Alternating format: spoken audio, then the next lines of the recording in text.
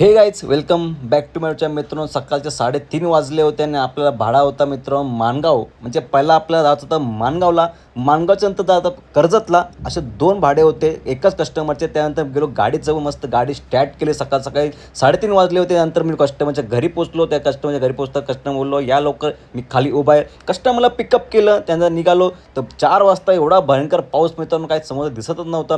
त्यानंतर पोचलो आम्ही माणगाव. कस्टमरच्या घरी पोचलो आणि बघू शकता अंगणामध्ये मस्त वातावरण, एक कोकणातली वाईपच मस्त असते मित्रांनो. त्यानंतर आम्ही निघालो परतीच्या प्रवासात. जात होतो आपलं कर्जतला. तर बोल मला CNG भरून घ्या फुल.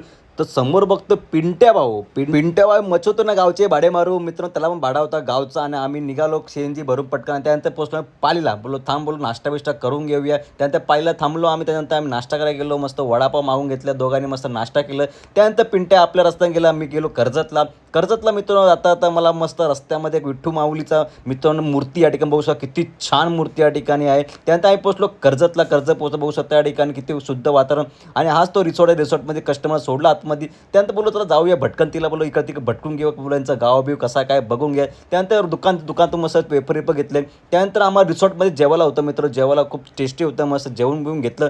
त्यानंतर बघू शकता या ठिकाणी नंदीबाग रिसॉर्ट आहे. या रिसॉर्टचं नाव आहे नंदीबाग.